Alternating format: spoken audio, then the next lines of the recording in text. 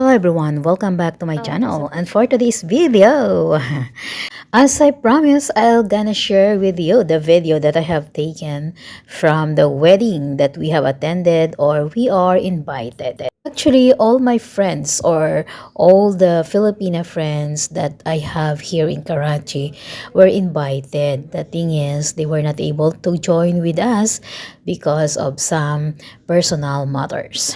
9 p.m. here in Karachi, and we are now on the way going to the venue. It is just normal timings for them to celebrate any kind of celebration like weddings, birthdays, or whatever kind of celebration that they want to celebrate. Usually held it or doing it at night.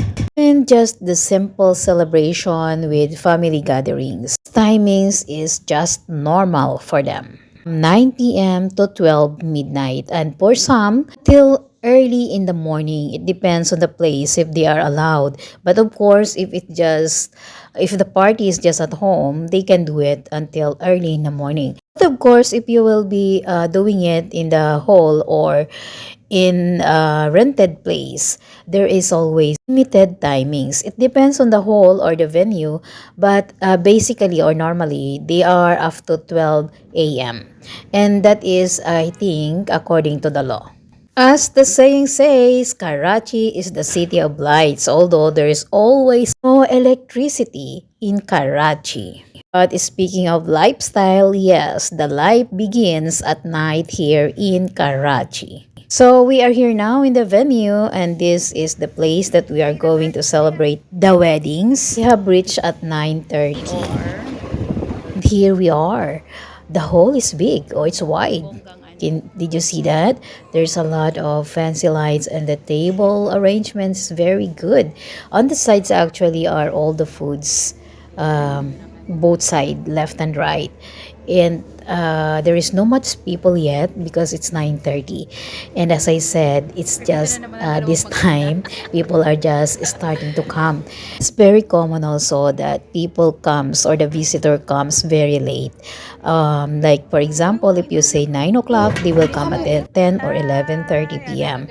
So since we are Filipina, we are earlier than them, and I have here with my friends, and some are still not here. We're waiting for them and waiting for the big event or the visitors to come. This wedding is actually for the brothers Walima and the sisters Roktasi or Barat.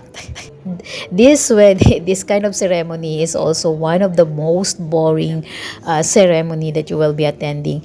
Normally, the groom and the bride and the families will just presenting their brides and grooms, then taking photos or picture. Highlights of the event is of course the dinner.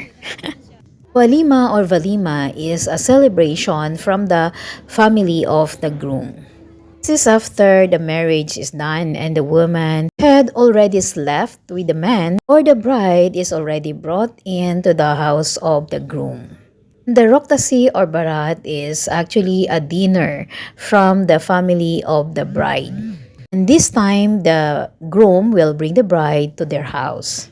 Here in Pakistan, some of the family, to save, I think, or to make it easier for them to make the marriage of their children easier. Actually, it's not easy because here in Pakistan, it's very expensive to get married. And yes, it can save money, time, and efforts. Held or to celebrate the wedding of your children at the same time. Just like this wedding, they are celebrating the walima or valima for the brother and the barat or raktasi of the sister. So two weddings at the same time, same date at same place. In some culture, this kind of marriage is not allowed or they are not allowing it due to some superstitious belief. But here in Pakistan, it is just normal. So here we are. We are waiting for the dinner. And yes, the family is busy taking photos or pictures, welcoming their visitors. And as I told you, this is the kind of celebration that quite boring, especially if you are not with your kababayans or with your close family or friends. Because, yeah, as I said, basically the highlights of this celebration is for dinner. Dinner from the side of the groom and the bride.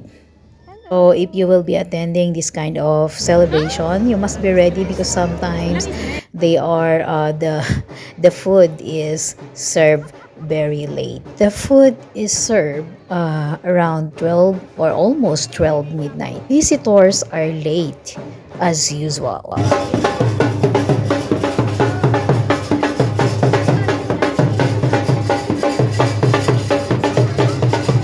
Groom and the bride just arrived and they have program for the groom and the bride from both side. And I'm sorry, I am not able or I don't want to take a video for privacy purposes.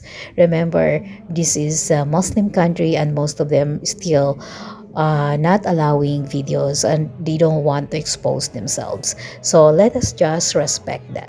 Highlights of attending the wedding here is to dress up accordingly. Ito yung food. Ang dami. Chicken karahay, fish, ano ito? Fried, ewan ko ano yan. Basta fish din yan sa loob. Naan. At ito, hindi ko alam kung anong kanang yan. Biryani.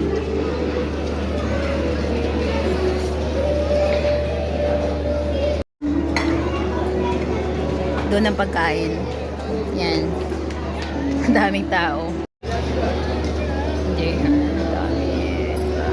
Party is over and it's 12 midnight or more than 12 and we are going home. Since we are in Karachi, there is no night or day in Karachi. You can be on the road 24 hours. This is the lifestyle that they have, but it's up to you if what kind of lifestyle do you want to choose. You can sleep all the night and awake at daytime and sleep all the day and awake at night. Safety is depends on you. This is all for today and thank you so much for watching. If you are new to my channel, please don't forget to subscribe. See you on my next video.